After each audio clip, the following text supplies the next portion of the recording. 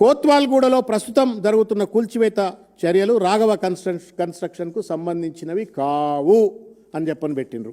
అవి తిరుమల మెటల్ ఇండస్ట్రీకి చెందిన క్రషింగ్ యూనిట్పై చేపడుతున్న చర్యలు మాత్రమే అని చెప్పని 12 గంటలకు అంటే దాదాపు 3 గంటల తర్వాత కోత్వాల్గూడలో క్రషింగ్ యూనిట్ తొలగింపుపై హైడ్రా కమిషనర్ రంగనాథ్ వివరణ.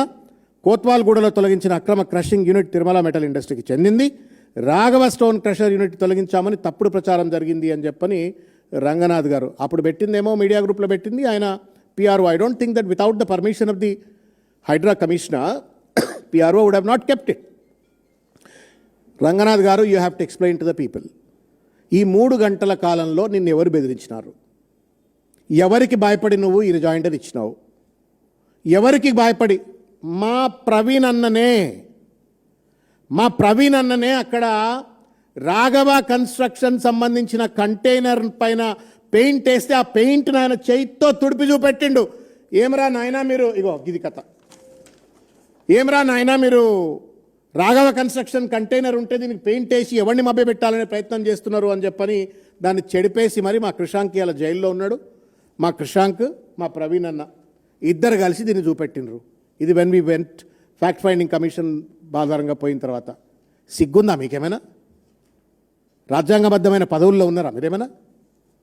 నీతి, నిజాయితీ, ఇంగితం, విఘ్నత ఏమైనా ఉన్నదా మీకు? అసలు ఏం నేర్చుకోవాలి మిమ్మల్ని తరాలు? లేదా మిమ్మల్ని చూసి అధికారులు ఏం నేర్చుకోవాలా? ఇంత స్పష్టంగా అది రాఘవ కన్స్ట్రక్షన్ చెందింది అని చెప్పని స్పష్టమైన ఆధారాలతో ప్రూవ్ చేసిన తర్వాత దాన్ని ఒప్పుకుంటూ హైడ్రా కమిషనరే 9 గంటలకు మీడియా గ్రూపుల్లో వార్తలు పెట్టిన తర్వాత, ప్రెస్ నోట్ రిలీజ్ చేసిన తర్వాత 12 గంటలకు ఏం జరిగింది? Was there an under table transaction? Was there an illegal intimidation or criminal intimidation against the HYDRAA commissioner? ఏం జరిగింది? దేనికి హైడ్రా కమిషనర్ లొంగిపోయి ఈ రిజాయిండర్ ఇచ్చిండో తెలంగాణ సమాజానికి సమాధానం చెప్పాలని చెప్పని నేను కోరుతా ఉన్నాను. దిస్ ఇస్ అట్లీస్ట్ యూ నేను తప్పు చేసినాడు, మా పిఆర్ఓ తప్పు చేసినాను కూడా చెప్పట్లేడు.